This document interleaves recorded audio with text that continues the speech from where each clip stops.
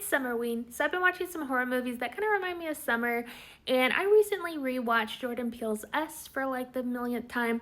I love that movie. I feel like it doesn't get enough credit. So I feel like out of all three films, like that might not be everyone's favorite, but it honestly is my favorite because it freaked me out the most. It plays on such a simple fear that I feel like we've all had at one point or another. Like when you're going to the bathroom or something and you look in the mirror and you have that like split second thought of like, what if that person in the mirror does something different, you know?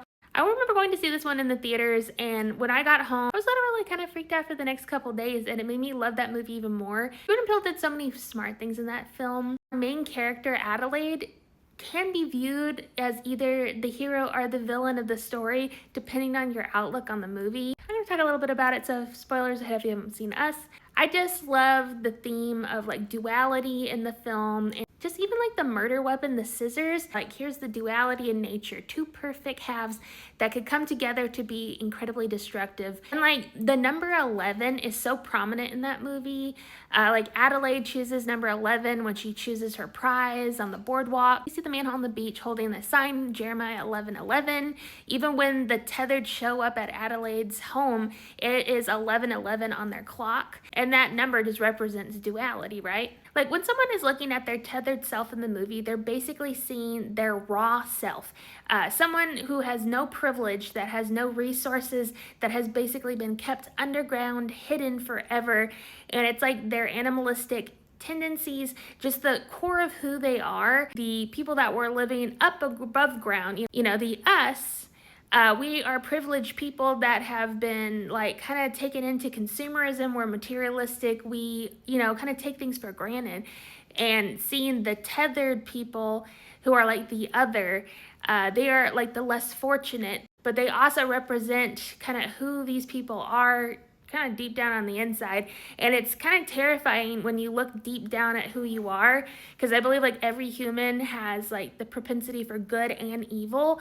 And so like I think there's a little bit of both in probably all of us. So like the duality is an interesting concept. And like major spoiler, I mean, like we know that Adelaide at the end of the film was actually like the tethered version of her, and Red was her actual self, that was the little girl that was living, you know, above ground, that she tricked into, you know, switching places with her. It's so interesting because it's like Adelaide just seems so disconnected from her family the whole movie. And even in that scene where they're listening to like I Got Five on It in the car, she's like snapping, but her snapping is off beat, but like the rest of her family is on beat. So it just kind of shows like how Adelaide is kind of like disconnected. Something's off. And us as the viewer is kind of assuming like, oh, okay, well, she went through something traumatic, because we see her kind of see the other version of herself in the Hall of Mirrors. And like, that would be super traumatic to see as a kid. And obviously like, we just assume that's kind of what has happened. But then later when we find out like, oh no, she is the tethered, she is the other person, it's a whole new meaning.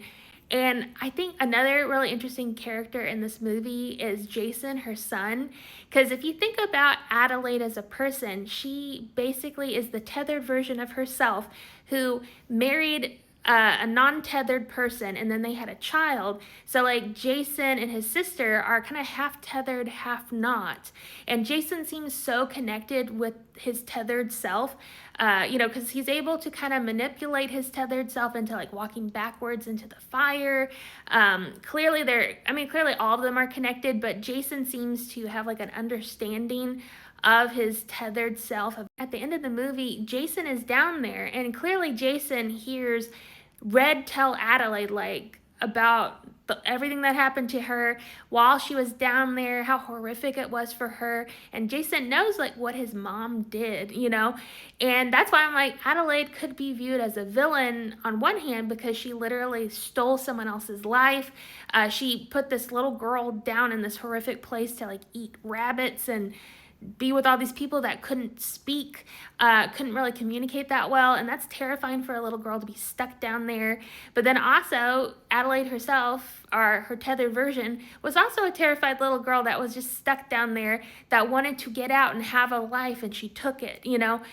I don't know, it's just so interesting. And then like poor Jason, in the car when they're driving away, he puts his mask over his face. It's a way to almost signal like, I know your secret, and I'm putting my mask on to kind of cover up the fact that like, this is something I have to take with me.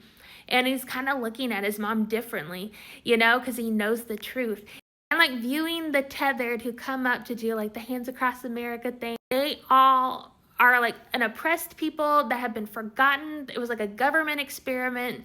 They deemed the tethered as people without souls, as people that are less than, and they just left them underground to kind of fend for themselves. So they are just a oppressed, forgotten people. And they wanted to rise up and they wanted to basically show that they are worth something, that they are the same. And in doing so, they literally are taking their lives back, taking the other half of their lives back, you know? And so there isn't necessarily like a true villain in the movie because you can kind of feel bad for everyone involved. And, you know, obviously the people up above ground had no idea that there were tethered versions of themselves. And so, like, yeah, you feel terrible for those people. But, you know, just thinking about the life that their tethered individual had to live because of them, like seeing Elizabeth Moss's character, who was clearly like obsessed with like plastic surgery, and seeing how like that affected her tethered person. I think Jordan Peele just did a wonderful job with this film.